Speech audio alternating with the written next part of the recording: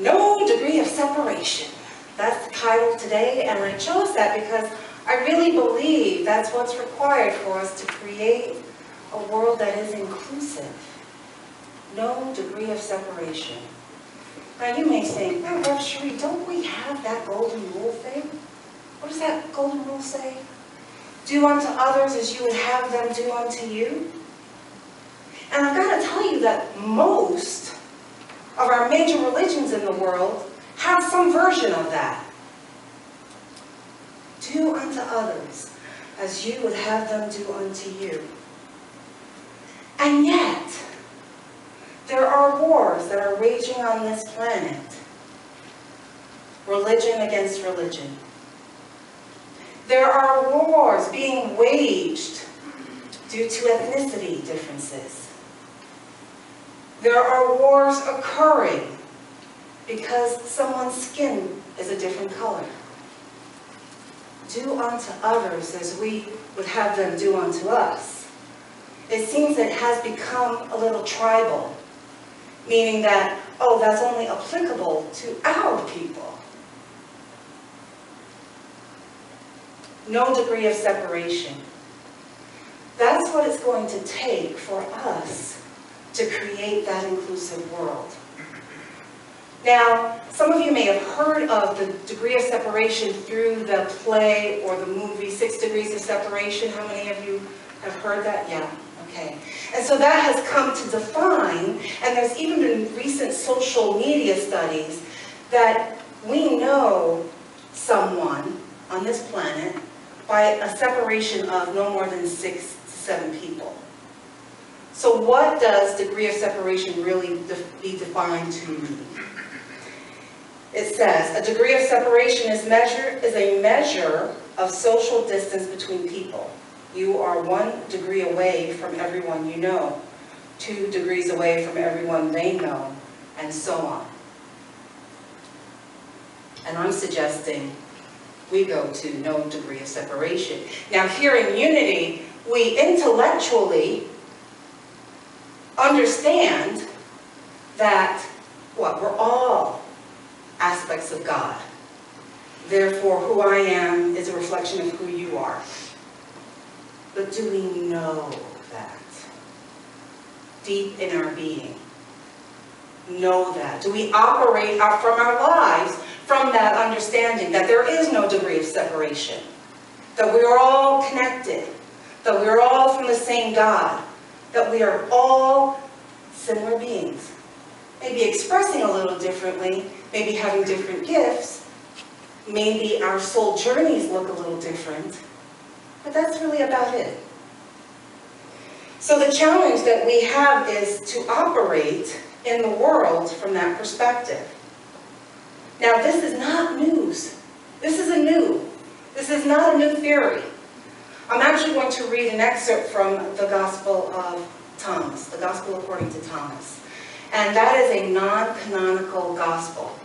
Non-canonical means that the founding fathers who created what text could go into the New Testament and the Old Testament decided that this one didn't cut it.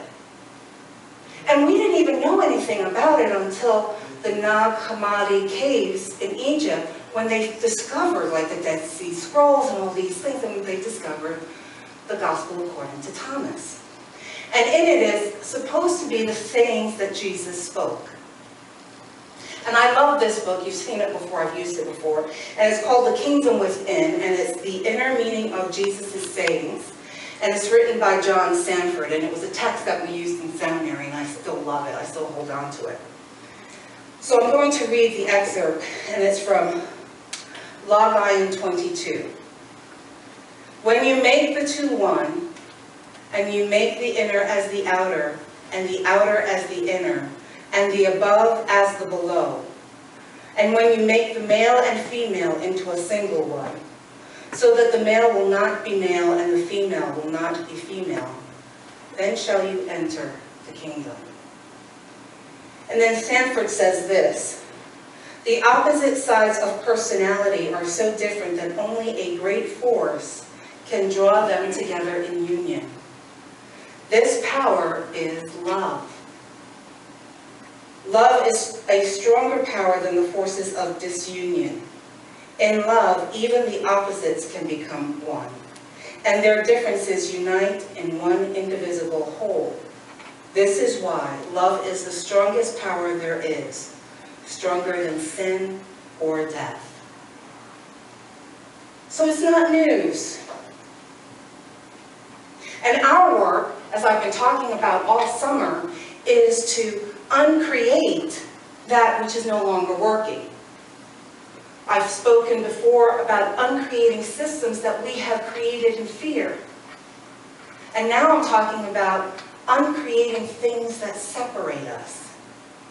And the reality is that we wouldn't be separated if we weren't afraid.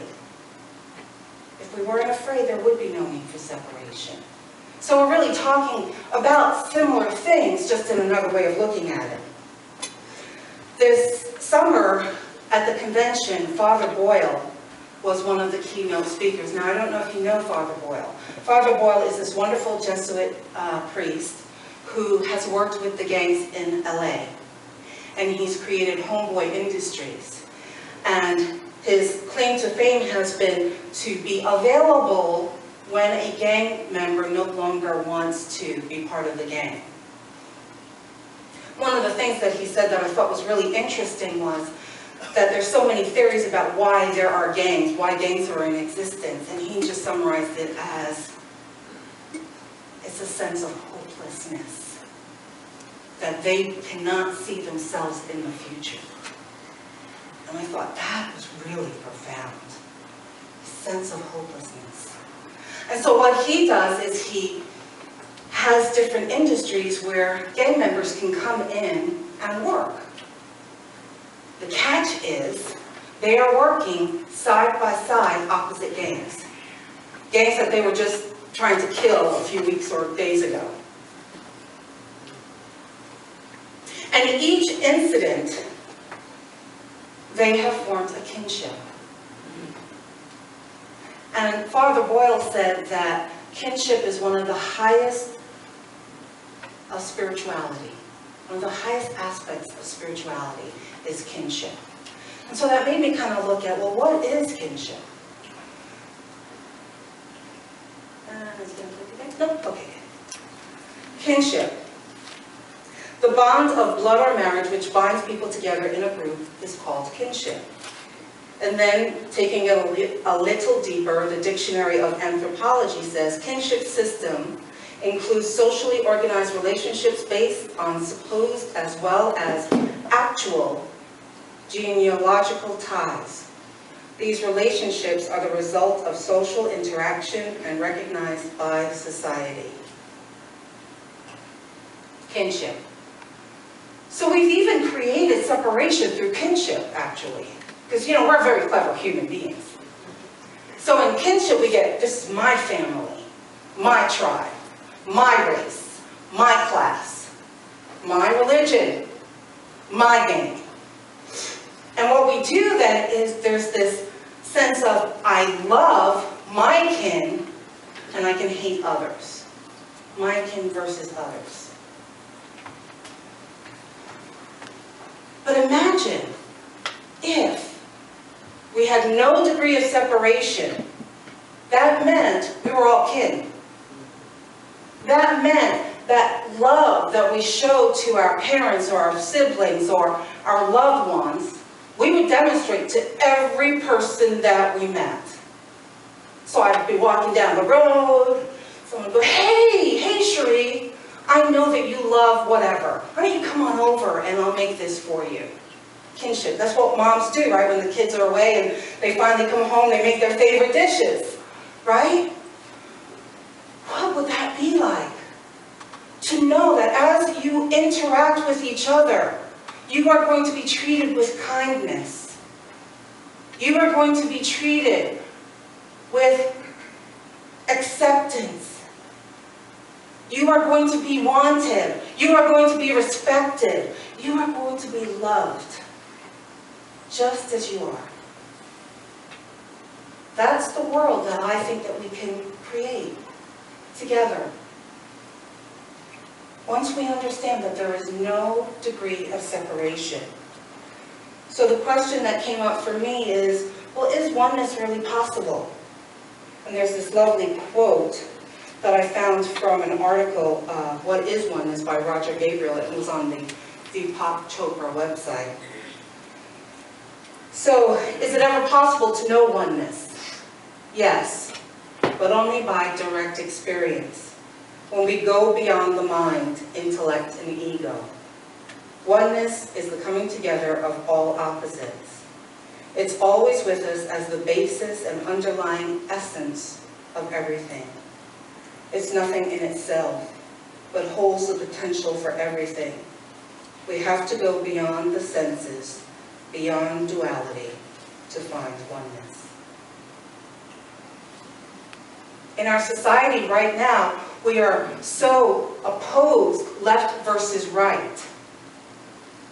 And I'm here to tell you that both are necessary for wholeness. Did you hear me? Both are necessary for wholeness.